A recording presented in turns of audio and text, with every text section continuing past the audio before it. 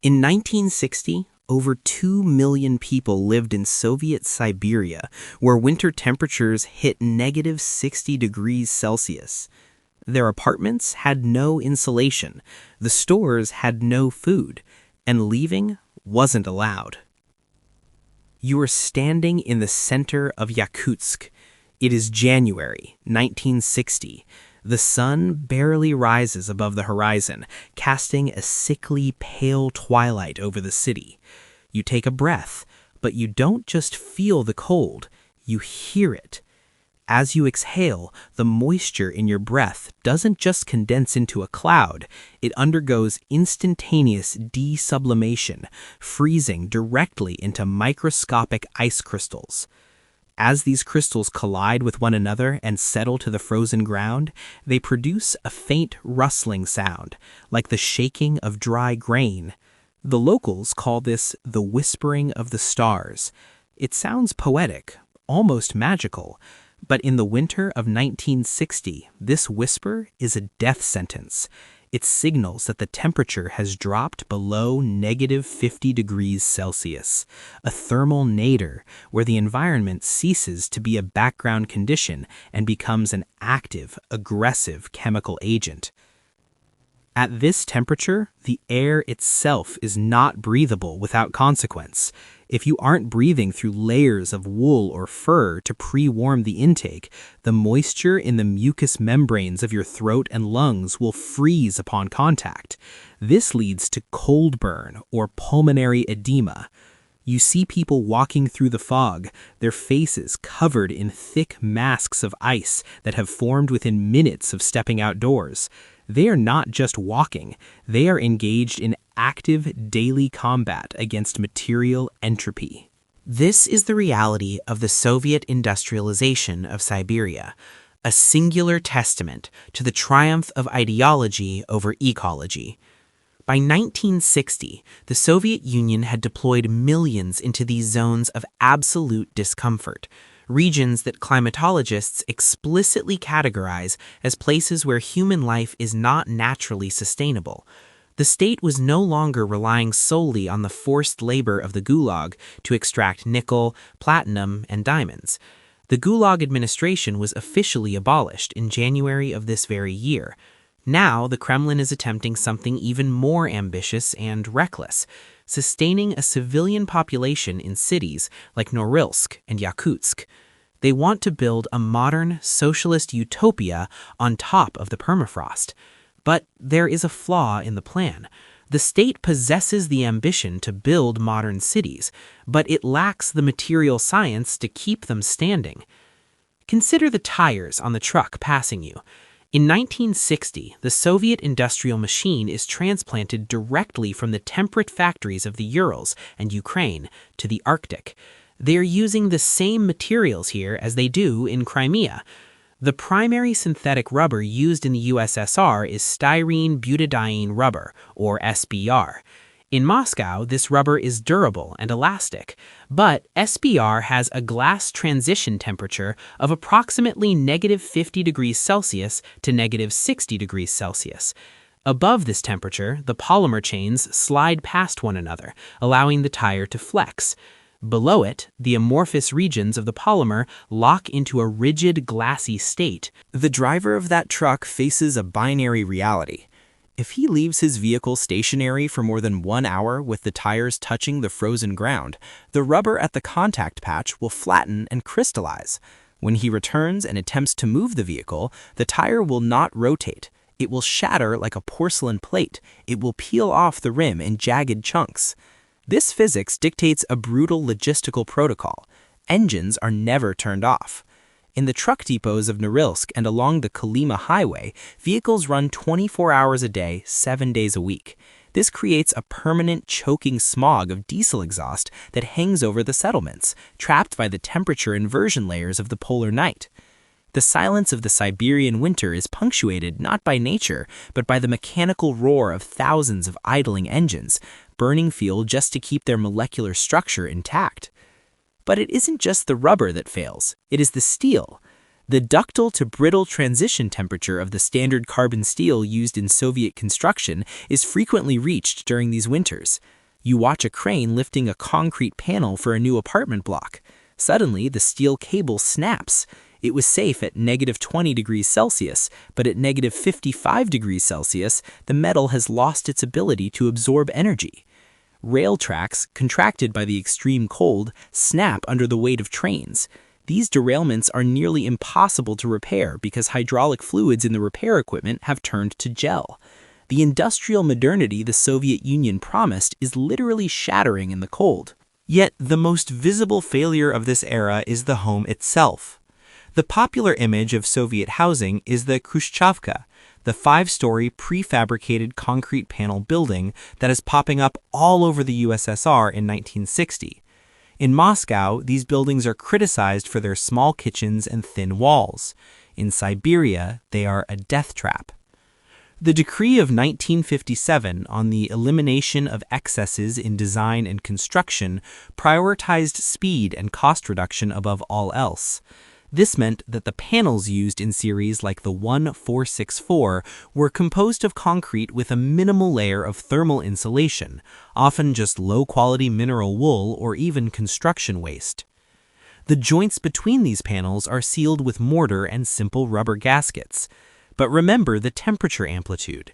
In Siberia, the temperature ranges from -60 degrees Celsius in winter to +30 degrees Celsius in summer.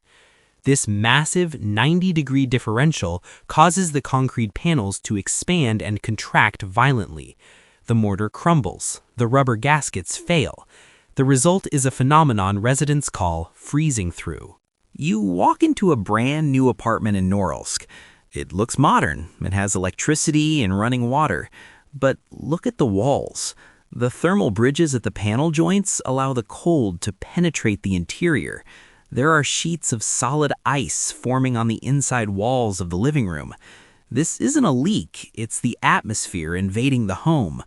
Families hang heavy carpets on the walls, not for decoration, but as a desperate attempt at secondary insulation. In the corners of the room, where airflow is lowest, mold and frost accumulate together, creating a microclimate of damp cold that permeates the bedding and clothing. Survival in these concrete shells is entirely dependent on the centralized district heating system, or centralnoye otoplenie. Superheated water is pumped from a central coal-fired power plant through miles of pipes to radiators in every apartment. There are no thermostats. You cannot control the heat. It is an all-or-nothing proposition determined by state engineers miles away. And in 1960, the system is dangerously fragile. The external pipelines are often laid above ground to avoid the permafrost, insulated only with glass wool and galvanized steel.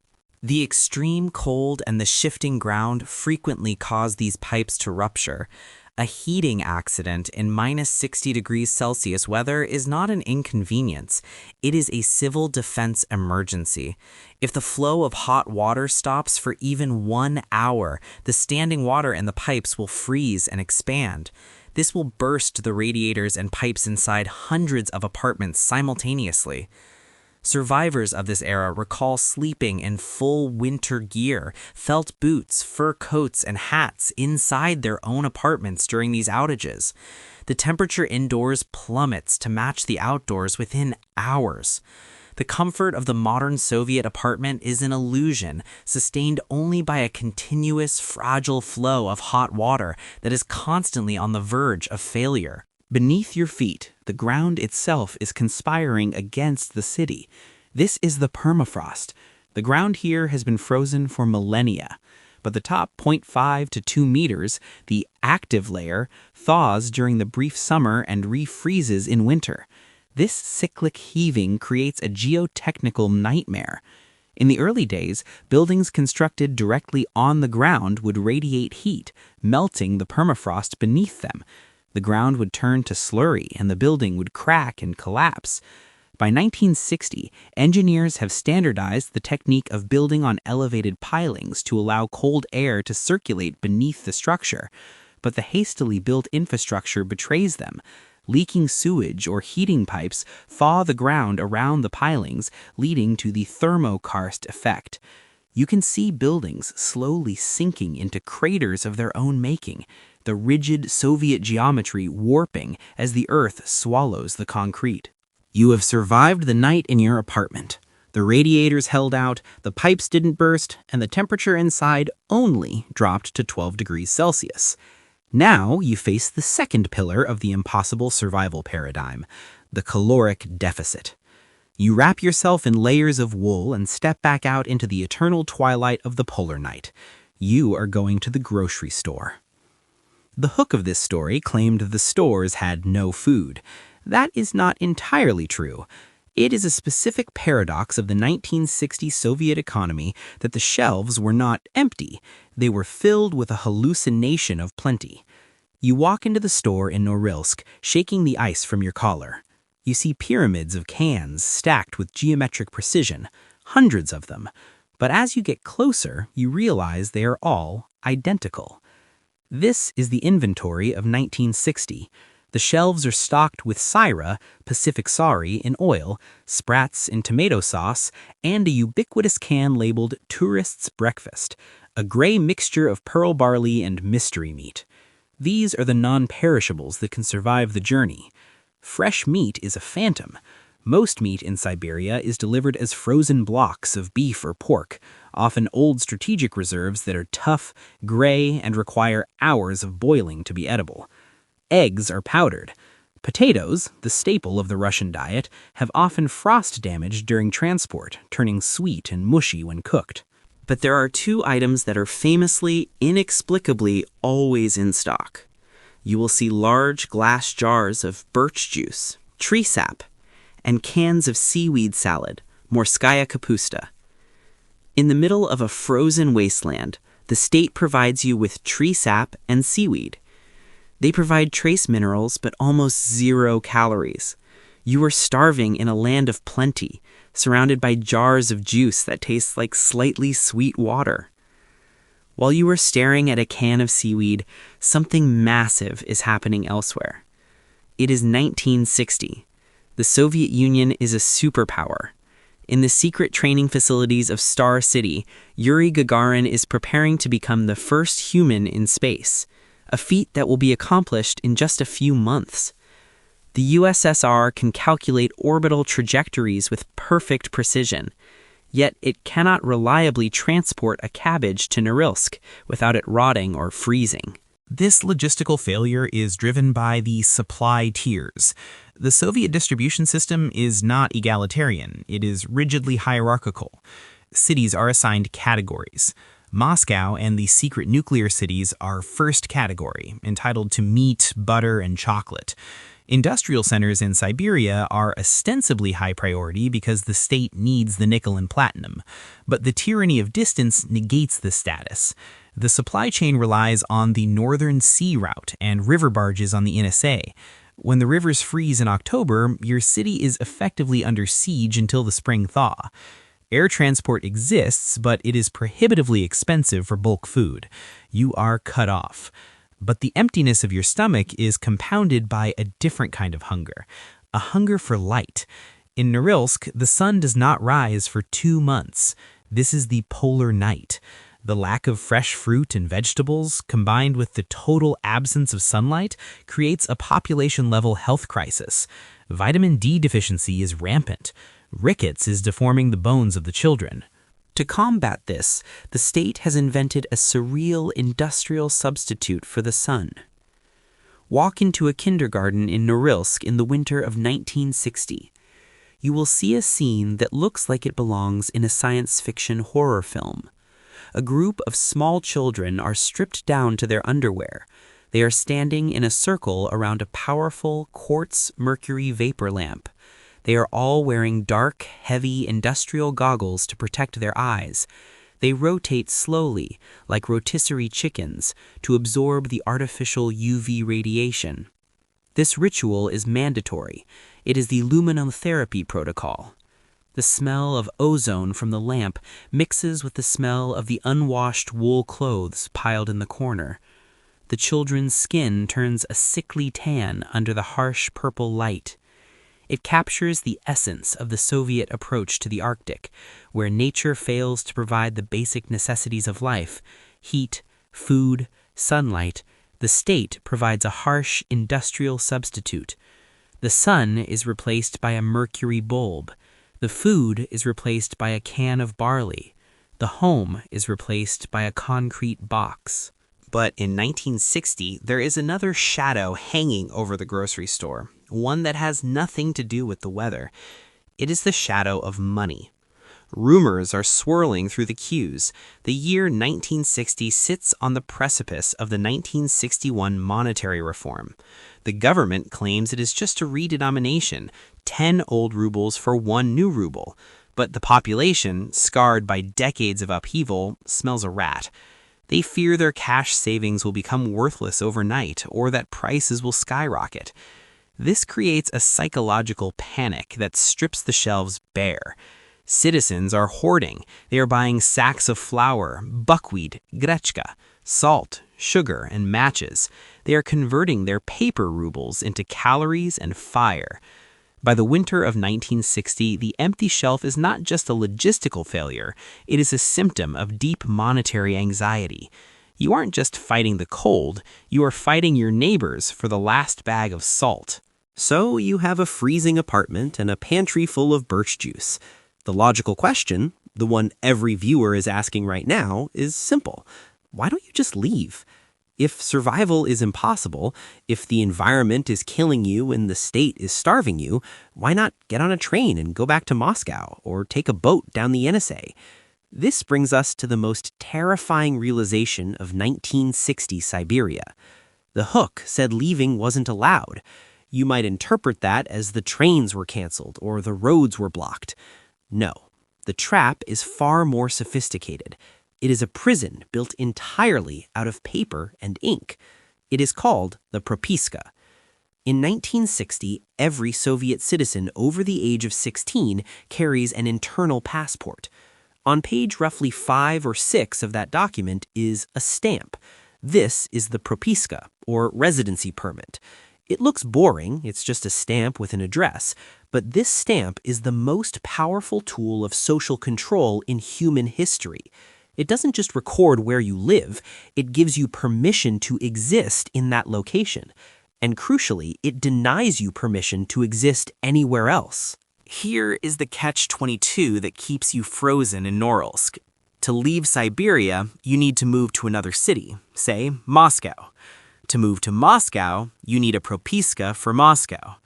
To get a Moscow propiska, the police require you to show proof of a job offer in Moscow or a close relative willing to house you.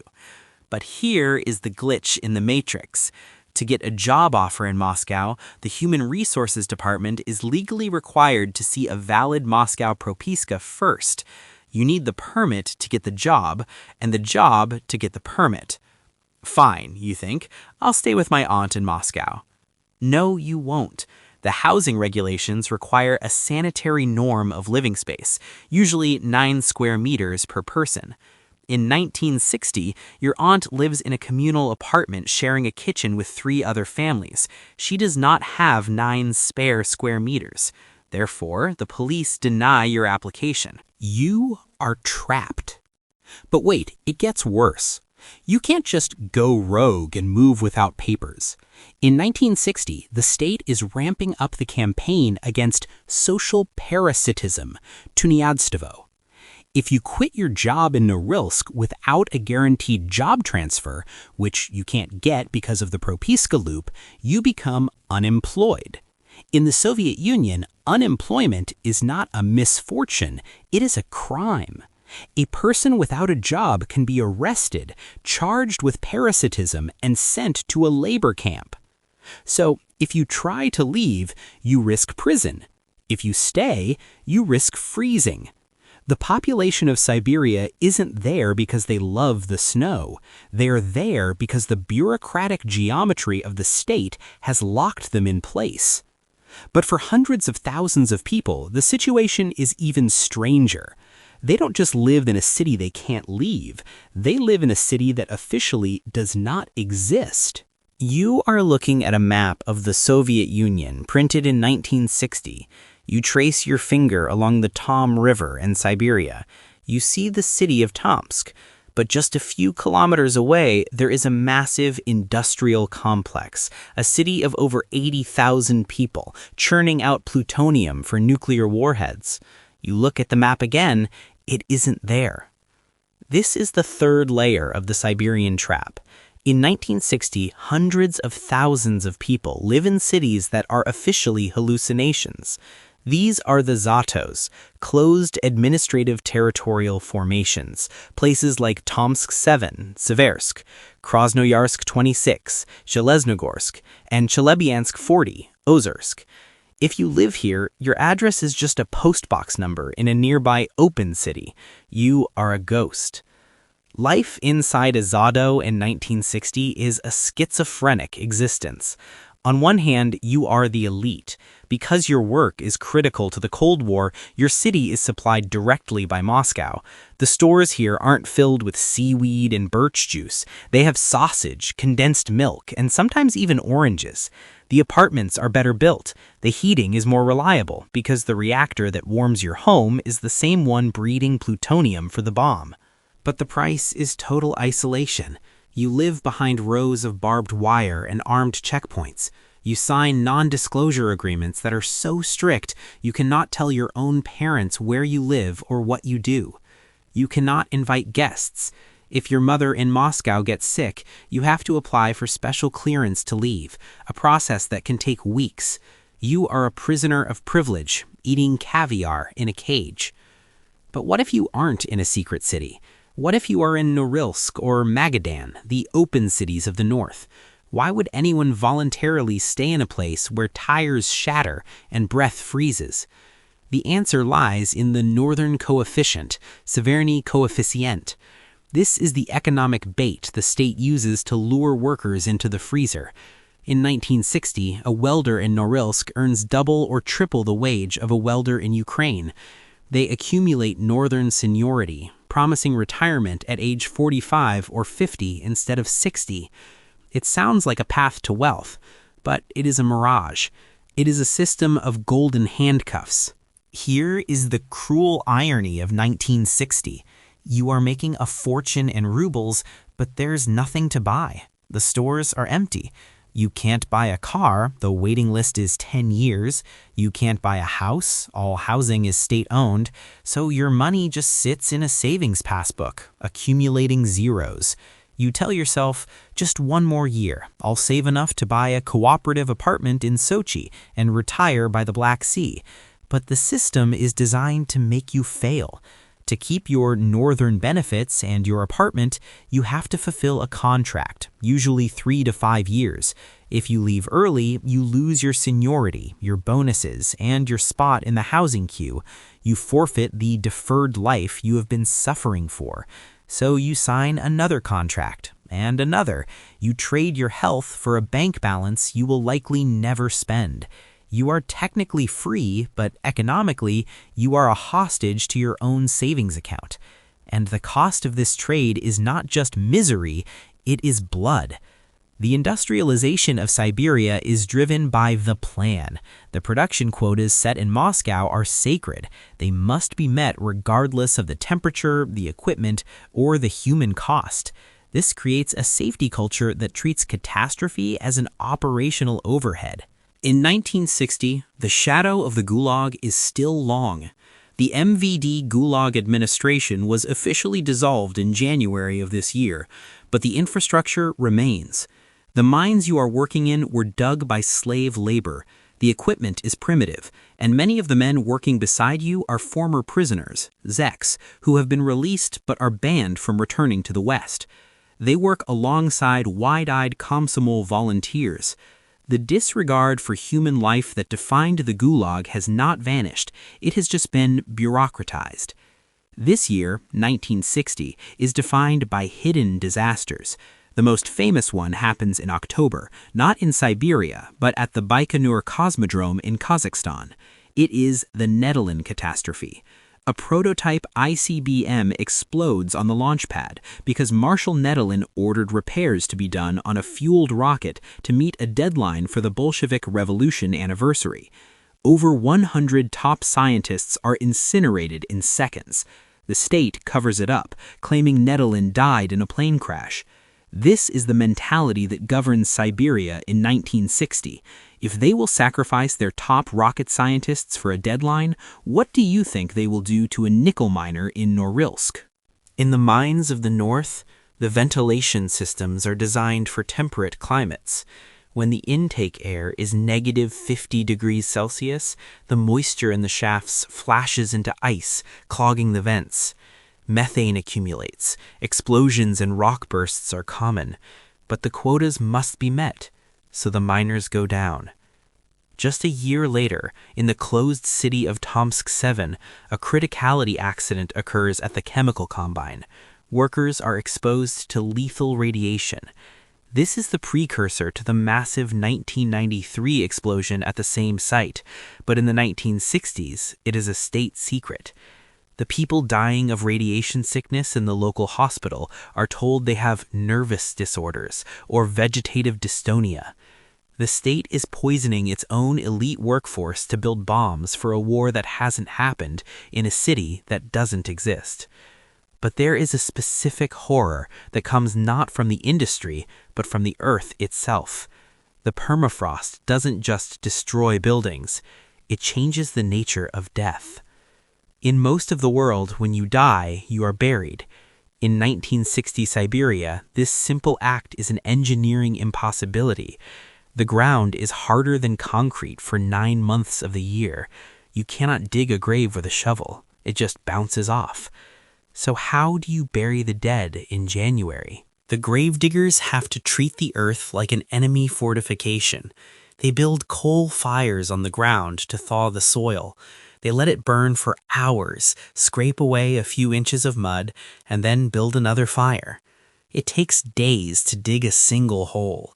In some settlements, they use dynamite to blast craters in the frozen earth. But in a city of 100,000 people, people die every day. The fires can't keep up. The dynamite runs low. This leads to the existence of the dead houses. Because the ground refuses to accept them, the dead do not leave. In the smaller settlements of the Siberian North, 1960 is the year of the dead house. These are unheated wooden sheds, often located behind the local hospital or on the outskirts of the labor camps. Inside, bodies are not prepared for a funeral. They are stacked. Because the earth is impenetrable until June, the deceased are placed in these sheds to freeze solid. They wait in a suspended state of cryopreservation. It is a grim, silent reality of the winter months. You could walk past a nondescript shed on your way to work, unaware that inside, dozens of your former neighbors are waiting for the active layer of the permafrost to thaw so they can finally be put to rest. This is the ultimate indignity. Even in death, you are forced to wait in a queue. If the dead must wait for spring, the living must hack the winter. You are back in your apartment. The wind is howling outside, hitting the concrete panels with the force of a physical blow. You can feel the draft. The window frames in these hastily built blocks are warped. The gap is small, maybe 2 millimeters, but at minus 60 degrees Celsius, that gap is a wound. It bleeds heat. To survive, you perform a ritual known to every Soviet citizen of the era. You take old newspapers, Pravda or Izvestia, and tear them into long strips. You mix a paste of flour and water, or use soap if flour is scarce. You plaster these strips over the cracks in the window frames. You are literally using the state propaganda to seal out the reality of the state's engineering failure. When the temperature drops further, you abandon the outer rooms. You move the entire family into the single warmest room, usually the kitchen, because the stove provides residual heat. You hang heavy wool carpets on the walls, not for aesthetics, but to add a few millimeters of insulation between you and the frozen concrete. But what if you don't have a kitchen? While the Khrushchevka promised a private apartment, in 1960, millions in the industrial north still live in the gostinka, or barrack-style housing. These are long corridors with single rooms on either side. At the end of the hall, there is one shared kitchen and one shared toilet for 20 families. Imagine the morning routine in a Norilsk gostinka. It is 6 a.m. It is pitch black outside. The corridor smells of boiling cabbage, damp wool, and cheap tobacco. You have to use the toilet. There is a line. The sanitary norm has completely collapsed. 4 families might share a single facility meant for one. The pipes in the shared bathroom often freeze, so the toilet is just a bucket. This is the communal misery that defines the era. You are living in a space designed for a transient workforce, yet you have lived there for 5 years. You are raising children in a corridor. To step out of this corridor and into the street requires a specific Siberian dress code that prioritizes physics over fashion. You look at your feet. You are not wearing leather boots. Leather freezes. It becomes conductive, sucking the heat out of your soles. At negative 50 degrees Celsius, a leather boot can stiffen so much it cuts off circulation, leading to frostbite. And rubber soles? As we established with the truck tires, rubber shatters. So you wear valenki. These are primitive, clumsy boots made of matted sheep's wool. They look like something from the Middle Ages. They have no laces, no structure, no left or right foot initially. But they are a miracle of material science. The felt traps millions of air pockets, providing insulation that no synthetic Soviet material can match. You are a worker in a nuclear superpower, building the future, yet your survival depends on peasant footwear from the 18th century. You layer your clothing using the Siberian tuck, pants tucked into valenki, shirt tucked into pants, undershirt tucked into underwear. The goal is to create a hermetic seal. You are trying to prevent the chimney effect, where cold air is drawn up the body and warm air is sucked out the collar. You wrap your face in a scarf, leaving only a slit for your eyes. You look like a mummy. Every person on the street looks identical, shapeless woolen lumps shuffling through the fog. This uniformity hides a thriving underground economy. Since the stores have no food, how are you eating? You are surviving on blat. Blot is the system of favors and informal exchange that greases the gears of the Soviet machine. You don't buy meat, you obtain it.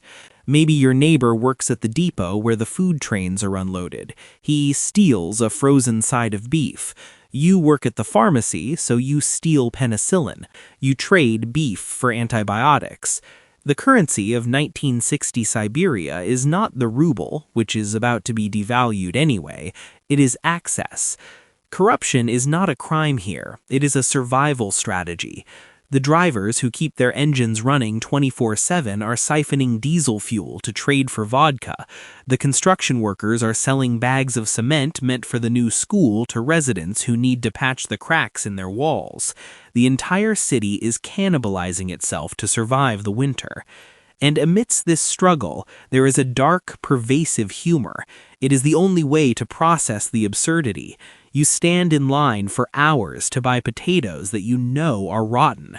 You look at the poster on the wall that says, "The Soviet Union will catch up and overtake America," and you whisper to your neighbor, "If we catch up, we'll be naked because we'll be running so fast." This absurdity reaches its peak in the northern supply paradox. You might walk into a store and find it empty of bread, but suddenly there's a shipment of cameras or pianos. The central planners in Moscow send goods based on quotas, not logic. So you have a starving population that has access to high-end optics and musical instruments, but no onions. You see a miner carrying a Zenit camera he doesn't know how to use, hoping to trade it with a pilot for a sack of oranges from the south. But the most dangerous unraveling is happening in your own body. The cold is changing you. Physiologists studying the Siberian population in 1960 noticed something strange. The residents are undergoing polar adaptation. Their basal metabolic rates are shooting up. Their blood pressure is rising. They're burning calories at a furious rate just to maintain body temperature. This is polar tension syndrome. You are tired all the time. You are irritable. The lack of oxygen in the frozen air, cold air is denser, but the pressure in high latitudes fluctuates wildly, causes hypoxia. You are literally breathless, not from exertion, but from existence. And yet, the radio in your kitchen, the Breckenuk, the lyre, blares constant triumphs. It tells you about the heroic conquest of the North. It tells you that new cities are rising from the tundra. It tells you that you are a pioneer. This is the cognitive dissonance of 1960. You look at the poster of the smiling, strong worker, then you look in the mirror. You see a face with skin peeling from windburn. You see teeth loose from scurvy. You see a person wearing 3 layers of wool in a kitchen that smells of kerosene. The gap between the official narrative and the lived reality is wide enough to fall into. But you don't fall, you adapt. You learn that if you rub goose fat on your face, it prevents frostbite. You learn that if you drink pine needle tea, it prevents scurvy. You learn that if you mix construction glue with sawdust, you can patch a window. You are becoming a Siberiac. This identity is the unintended consequence of the Soviet experiment. The state wanted to create a new Soviet man through ideology. Instead, the brutal environment created a new type of human through trauma. A human who expects nothing from the state but trouble, a human who trusts only their immediate circle, a human who can fix a truck engine at -50 degrees Celsius with a wrench and a curse word. As the winter of 1960 drags into March, the temperature begins to warm to -30 degrees Celsius. The whispering of the stars stops. The ice fog lifts slightly. You have survived the thermal abyss, but as the sun finally returns to the horizon, it illuminates something terrifying.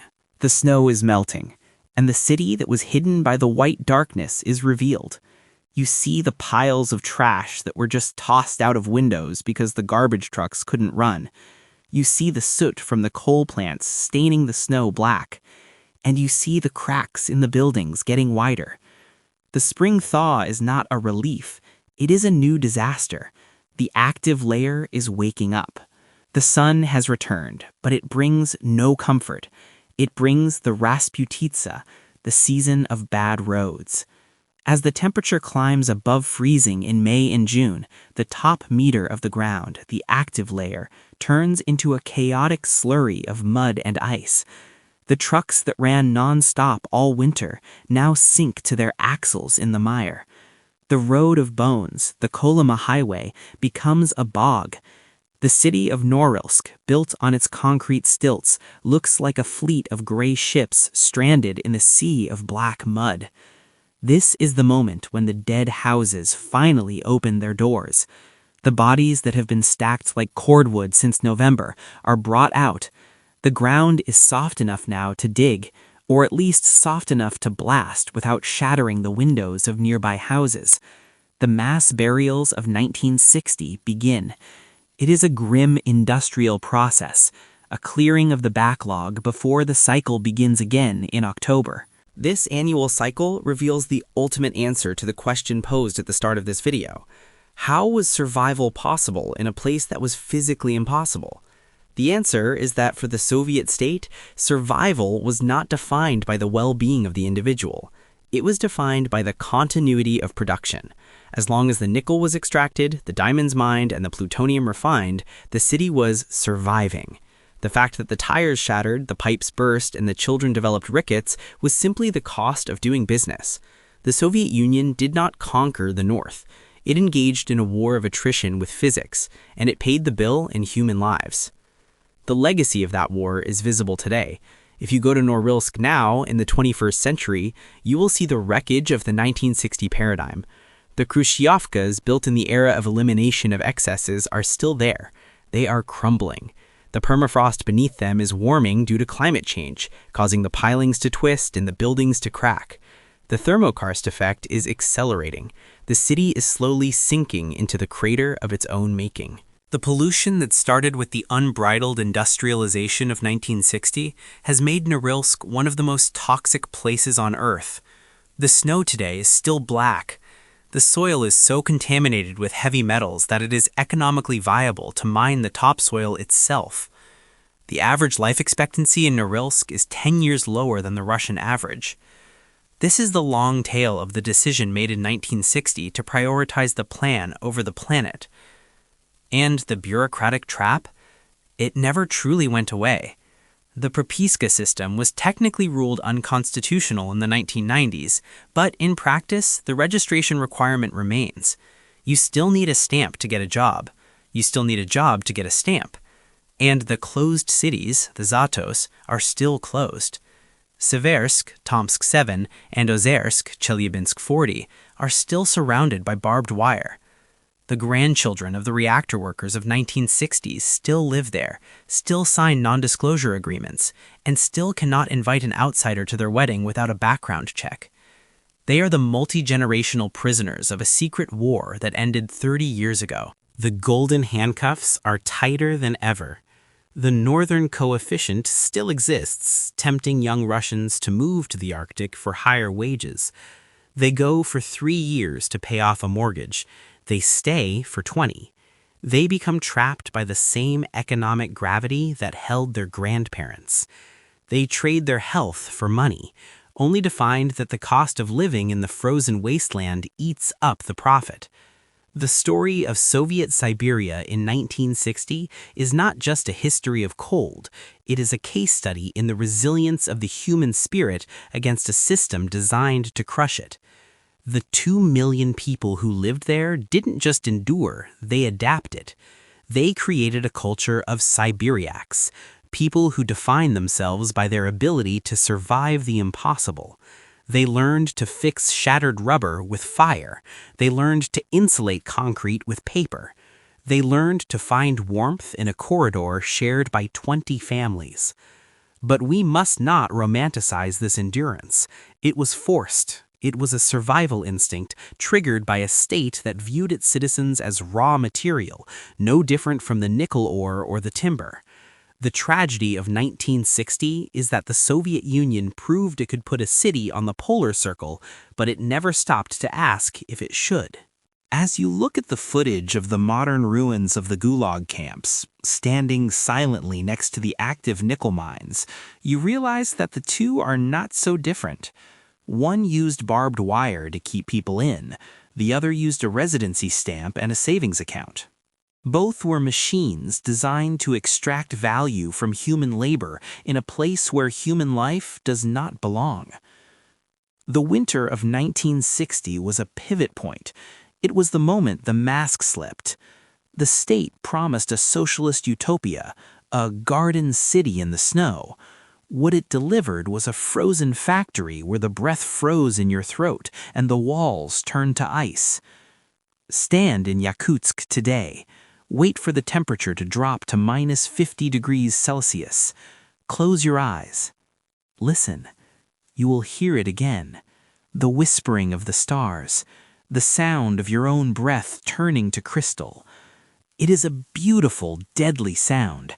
A reminder that no matter how much concrete you pour, no matter how many laws you pass, and no matter how many plans you make, the laws of physics are the only true government in the North, and they do not negotiate.